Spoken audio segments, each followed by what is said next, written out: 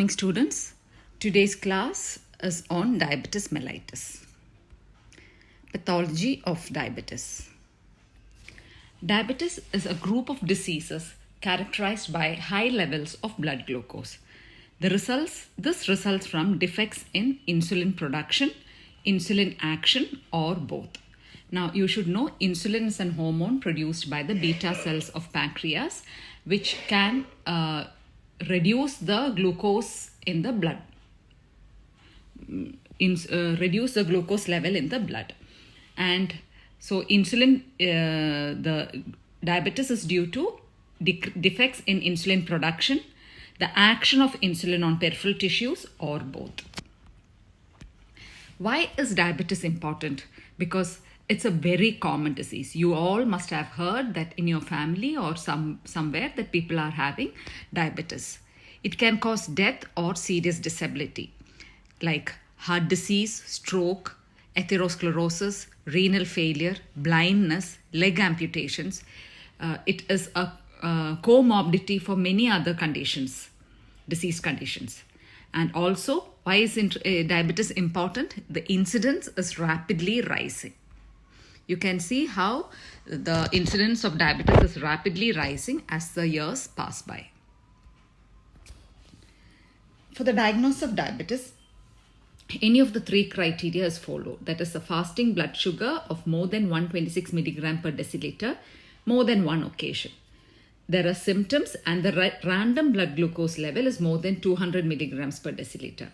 And abnormal oral GTT, glucose tolerance test, of more than 200 milligrams per deciliter 2 hours after the standard carbohydrate load of the standard carbohydrate load is 75 grams of loading dose of glucose. So this is the three criteria which is to be called as for diabetes. For impaired glucose tolerance or pre-diabetes, you have the impaired glucose, fasting glucose value should be more than 100 but less than 126, and oral glucose tolerance test value more than 140 but less than 200. To call as diabetes, it should be more than 126.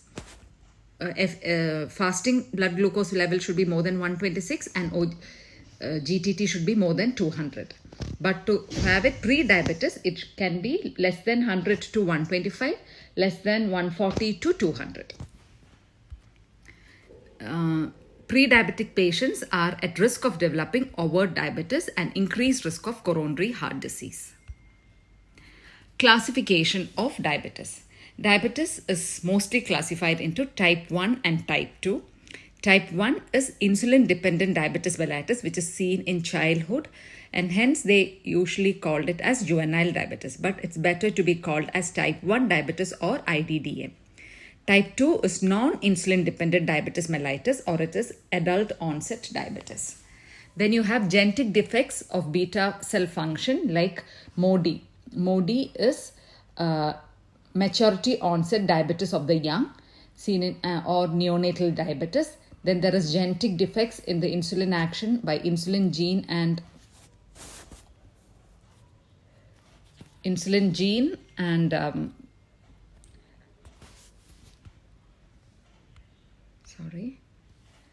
and receptor mutations and mitochondrial defects. Then you have gestational diabetes that is seen during pregnancy. And these patients, after pregnancy, the diabetes goes off, but these patients has a chance of having a overt diabetes. Secondary causes of diabetes can be some kind of infections, endocrinopathies, steroids, pancreatitis, hemochromatosis. These conditions can cause secondary diabetes mellitus. These are the beta cells of pancreas and alpha cells of pancreas, which produces the the glucose regulating hormones like insulin and glucagon. So for the glucose hemostasis, that is how the body normally regulates the blood glucose level. It is regulated by three interrelated processes, that is glucose production in the liver, glucose uptake and utilization by the peripheral tissues, mainly skeletal muscles, and actions of insulin and other counter-regulatory hormones. So these three things will maintain the blood glucose level in the normal value. That is the glucose production by the liver, utilization of glucose by peripheral tissues, and action of insulin and other hormones. This will regulate the blood glucose level.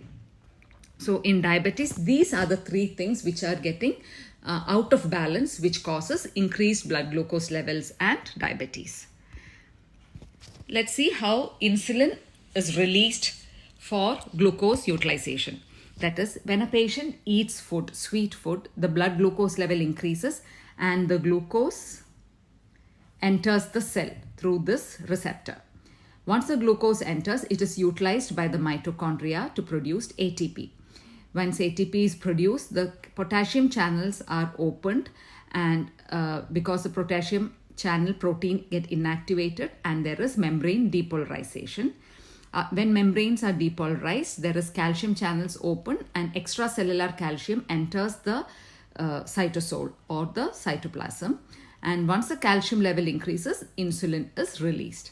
So basically, when the blood glucose level increases, the cell will release insulin to regularize the blood glucose level.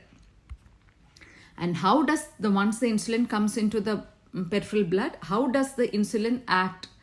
Insulin has action on three peripheral tissues mainly, that is adipose tissue, skeletal muscles and liver. What does insulin do? Insulin's main aim is to reduce the blood glucose level. So what does it do in adipose tissue? It increases the glucose uptake, increases lipogenesis, that is production of adipocytes, and decreases lipolysis, that is destruction of adipocytes. So basically during this function, the blood glucose level comes down. Similarly, in striated muscles, what does insulin do? It increases the glucose uptake, glycogen synthesis and protein synthesis.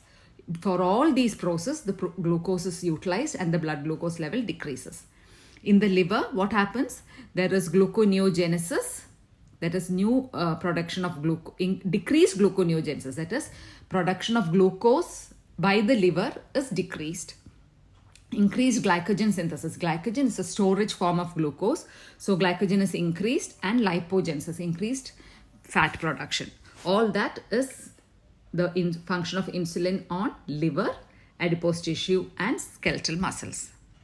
So what does it do? It stimulates muscles, adipose tissues and liver to take up glucose from blood. Thus reduces the blood glucose level. It stimulates the muscles and liver to store glucose, that is glycogen synthesis. It stimulates adipose tissues to make fat, triglyceride synthesis. It inhibits liver from making glucose, or gluconeogenesis is inhibited. Promotes cell survival, inhibits apoptosis, and it promotes or inhibits adipose tissue secreting anorexigenic or orexigenic peptides. So the pathogenesis of type 1 diabetes mellitus. With this introduction of how normal blood glucose is maintained by how insulin is released from the cell and how insulin acts on the peripheral tissue, let's go into the pathogenesis. Type 1 diabetes mellitus is an autoimmune disease in which there is islet cell destruction, and it is caused primarily by immune effector cells reacting against the endogenous B cells antigen. So the B cell antigens are destroyed by autoantibodies or T lymphocytes. It's most commonly seen in childhood, otherwise known as juvenile diabetes. Fundamental immune abnormality is failure of self-tolerance. So what is self-tolerance? Self-tolerance is absence of immune response to an individual's own antigens. Individual's own antigens immune response are decreased. It is responsible for our ability to live in harmony with our cells and tissues.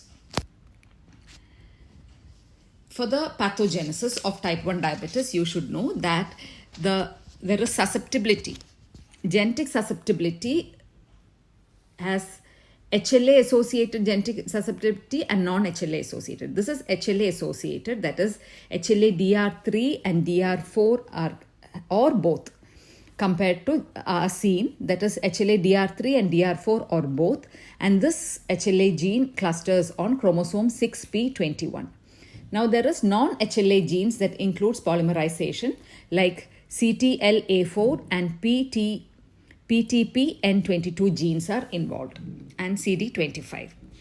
That is the genetic part. The non-genetic or environmental causes of pathogenesis of type 1 type 1 diabetes mellitus is mainly due to viral infections, which may trigger islet cell destruction. It's seen associated with viral infections like mumps, rubella, Coxsackie B, or cytomegalovirus. How does this viral infection cause destruction or causes induction of autoimmunity? It is one, by release of hidden or sequestrated antigens, which activates autoreactive T cells and causes sequestration of B cell antigens. Two is molecular mimicry. That is, it mimics the B cell. The viruses can produce proteins that mimics B cell antigen. And third is by sharing of antigen epitopes. These are the three ways how viral infection can cause autoimmune reaction. So that is the first part. It could be genetic or viral infections which causes autoimmune insulinitis, autoimmunity, and causes destruction of B cell antigens. Now there is destruction of B cells, which associated with autoimmune, there is destruction of B cells leading to severe insulin deficiency and type 1 diabetes.